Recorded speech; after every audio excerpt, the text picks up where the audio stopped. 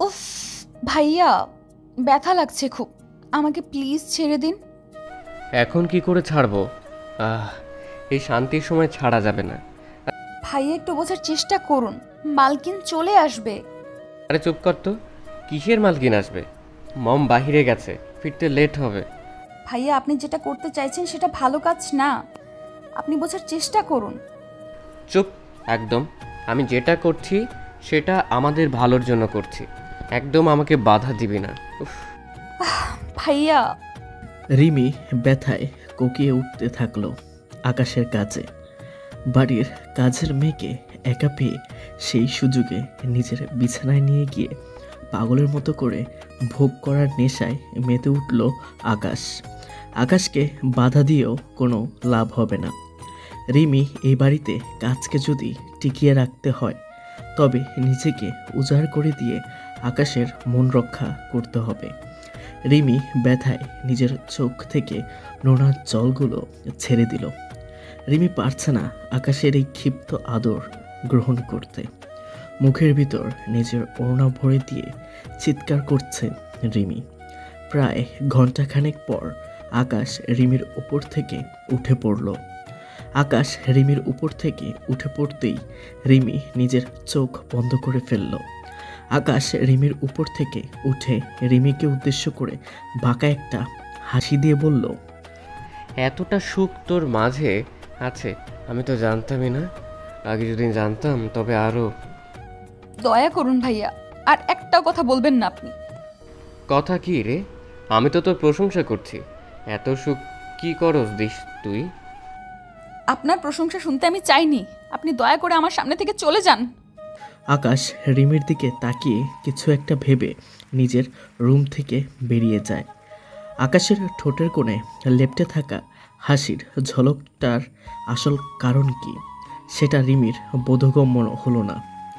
আকাশ room থেকে বেরিয়ে যাওয়ার পর রিমি অনেক কষ্ট করে বিছানা থেকে উঠে ফ্রেশ হতে চলে যায়। ওয়াশরুমে এসে রিমি আয়নাতে নিজেকে দেখে আঁতকে উঠল। সারা শরীরে আকাশের দেয়া আঘাতের ক্ষত প্রত্যক্ষ হচ্ছে।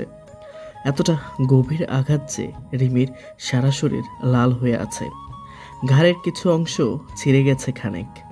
নিজের অজান্তেই রিমির চোখ বেয়ে কয়েক ফোঁটা নোনা জল গড়িয়ে পড়ল রিমির। রিমির বুকের বাঁধ ভাঙা কষ্ট আজ বাসা বেঁধেছে।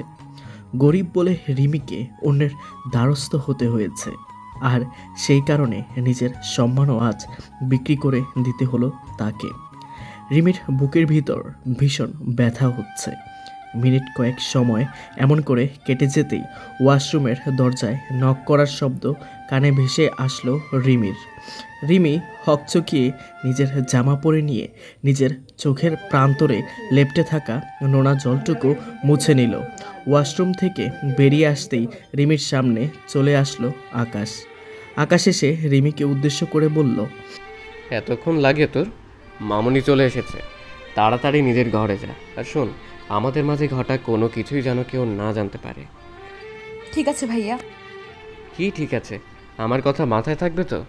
জি ভাইয়া, থাকবে। রিমি আকাশের রুম থেকে বেরিয়ে যায়। রিমি আকাশের রুম থেকে বেরিয়ে যেতেই আকাশ নিজের ঠোঁটের উপর বাঁকা একটা হাসির রেখা টেনে আপন মনে বলতে লাগলো, এমন কচি মালকে আমি একবার খেয়ে ছাড়বো তা তো আর হতে পারে না। এই মালটাকে আমার রোজ লাগবে। রিমি, তুই নিজেও জানিস না তোর জন্য সামনে কি অপেক্ষা করছে। আকাশ নিজের কথাটা বলতেই রাক্ষসে হাসি হাসতে লাগলো। দিন শেষে রাত হয়, আর রাত শেষে দিন। রোজ রাতেই আকাশ অবৈধভাবে রিমির সাথে শারীরিক সম্পর্কে জড়াতো। রিমি আকাশকে কিছু বলতে পারতো না, কারণ রিমিকে রীতিমতো আকাশ ব্ল্যাকমেল করে রিমিকে ভোগ করত। রিমিও নিজের মান সম্মানের কথা ভেবে আকাশের ডাকে সাড়া দিত। সকালবেলা থেকে রিমির মাথাটা কেমন করে যেন ঘুরছে। রিমি বুঝতে পারছে না আচমকা তার এমন খারাপ লাগছে কেন। রিমি নিজের অবস্থা সম্পর্কে খানিক অবগত হতেই দৌড়ে ছুটে চলে যায় আকাশের কাছে। আকাশ নিজের ল্যাপটপে কিছু কাজ করছে। আকাশকে কাজ করতে দেখে রিমি আকাশের পাশে এসে দাঁড়িয়ে আকাশকে উদ্দেশ্য করে বলে, ভাইয়া, আপনার সাথে আমার জরুরি একটা কথা ছিল। আহা, দেখছিস তো আমি কাজ করছি। যা গিয়ে দরজা বন্ধ করে বিছানায় শুয়ে পড়, আসছি আমি। ভাইয়া, আমি আপনাকে কিছু কথা বলতে এসেছি। রিমির কান্না ভেজা কণ্ঠে বলা কথাটা শোনার পর আকাশের ঘোর কাটে। আকাশ নিজের ভ্রু কুঁচকে রিমির দিকে দৃষ্টিপাত করে রিমিকে কান্না করতে দেখে কৌতূহলী কণ্ঠে রিমিকে বলল, কি কথা? আর তুমি কান্না করছিস কেন? আমি মা হতে চলেছি। আপনার অবৈধ সন্তান আমার গর্ভে। হোয়াট? কী সব বাজে কথা বলছিস? আমি তো প্রোটেকশন নিয়ে কাজ করেছি। বেবি কেমন করে হবে? সেটা আমি জানি না। আপনি ছাড়া তো আমার সাথে কেউ কিছু করেনি, আপনিই করেছেন। পাগল নাকি? আমি করতে যাব কেন? আর তোর যা ফিগার, দেখ কাকে না কাকি দিয়ে করিয়ে এসে এখন আমার ঘাড়ে দোষ চাপিয়ে দিচ্ছিস। আকাশের কথাটা শুনে রিমি বিশাল বড় এক ধাক্কা খেল। আকাশ দিনের পর দিন রিমির সাথে জোর করে ওসব করে কিনা বলছে এখন অন্য কারোর সাথে রিমির সম্পর্ক হয়েছে। রিমির মাথাটা জাস্ট ঘুরছে। কি বলবে বা কি করবে কিছুই রিমি বুঝতে পারছে না। আকাশ রিমিকে অঝরে কাঁদতে দেখে রিমিকে উদ্দেশ্য করে বলল, আহা, কাঁদছিস কেন? কাঁদতে নি, আমি বুঝতে পারছি তোর সমস্যা। এই নে টাকাগুলো নে, হাসপাতালে গিয়ে বাচ্চা নষ্ট করে আয়। কি নষ্ট করব? আমি ঠিক শুনতে পাইনি আপনার কথা। কি আবার বাচ্চা নষ্ট করবি? ওসব পাপ দুনিয়াতে আনতে হবে না। পিতৃত্ব পরিচয় ছাড়া এই সমাজে না তোকে জায়গা দিবে আর না তোর সন্তানকে। সো নষ্ট করে আয়। আকাশ নিজের বলা কথাটা শেষ করে রিমির হাতে টাকাগুলো তুলে দিতেই রিমি আকাশকে অবাক করে দিল। রিমি কোনো কথা না বলে নিজের হাতের টাকাগুলো আকাশের মুখের ওপর ছুঁড়ে মেরে দুম করে আকাশের গালে নিজের 5 আঙ্গুলের ছাপ বসিয়ে দিল। সজোরে একটা থাপ্পড় রিমি আকাশের গালে মেরে আকাশকে উদ্দেশ্য করে ভীষণ শক্ত গলায় বলে উঠল, ছি, ভাবতেও লজ্জা করছে। আপনি একটা মানুষ। দিনের পর দিন আমাকে দিয়ে নিজের ক্ষুধা মিটিয়ে আজ বলছেন আমার সন্তান পাপ। তোর এত বড় সাহস, আমার গালে থাপ্পড় মেরেছিস? আজকে আমি তোকে এই বাড়ি থেকে বের করে দেব।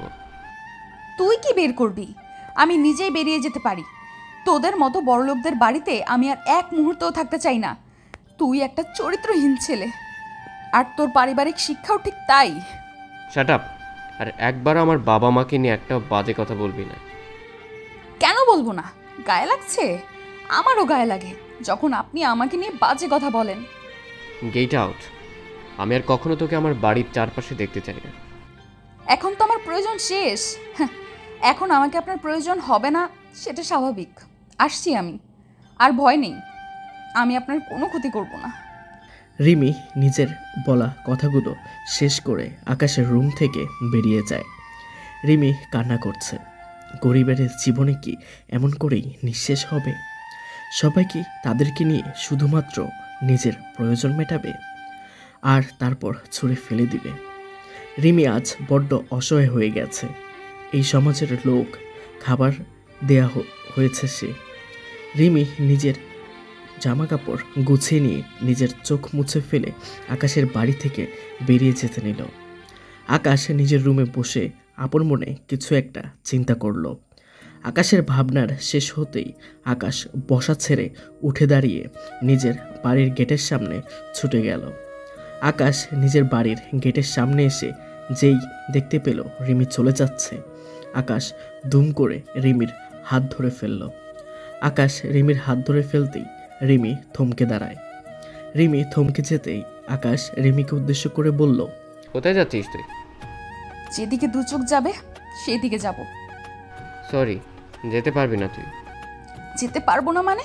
আমার হাত ছাড়ুন। আমি আর এক মুহূর্ত এখানে থাকতে পারবো না। কেন পারবি না? আমি বললাম তো তোকে আমি যেতে দিব না। আমার কথা শুনবি না তুই? কিসের কথা? আপনাদের মতো বড় ঘরের ছেলেদের আমার এখন খুব ভালো করে চেনা হয়ে গেছে। আমার বাচ্চাকে নিয়ে থাকবো আমি।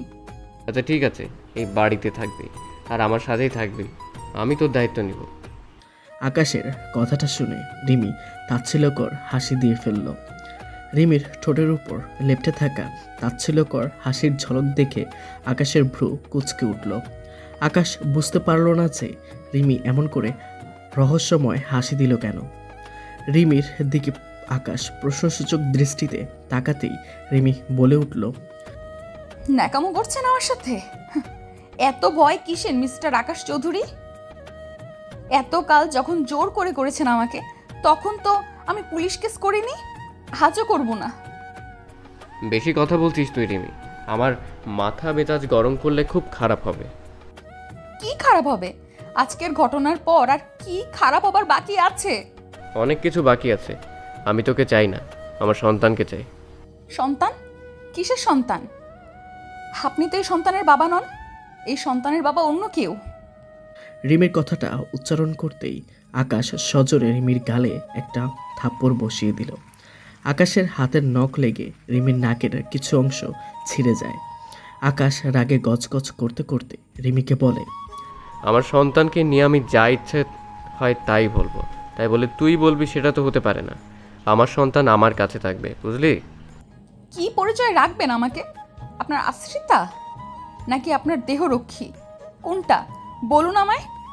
কোনোটাই নয়, আমি আমার স্ত্রী করে রাখবো তোকে। না আকাশ চৌধুরী, সেটা তো হয় না। আপনার মামুনি এটা হতে দিবে না। কে কি হতে দিল না দিল সেটা আমার দেখার বিষয় না। আমি শুধু এইটুকুই জানি, আমার তোকে চাই। কেন আমাকে চাই? কি করবেন আমাকে দিয়ে? ভালোবাসা দিব, মন থেকে ভালোবেসে। তোকে ছাড়া আমি বাঁচতে পারবো না, এটাই হলো সত্যি কথা। এইসব কথা বলিয়েন না, আপনার মুখে এইসব কথা শোভা পায় না। আমাকে বিদায় দিন, আমার লেট হচ্ছে। বিদায় চাই তোর, তাই না? আচ্ছা ঠিক আছে, চল তোকে বিদায় দিচ্ছি। আকাশ রিমিকে ধুম করে নিজের কোলে তুলে নিল। আকাশ রিমিকে নিজের কোলে তুলে নিয়ে সোজা চলে যায় কাজী অফিস। আজ আর এখনই আকাশ চাইছে তাদের এই সম্পর্ককে বৈধতা দিতে।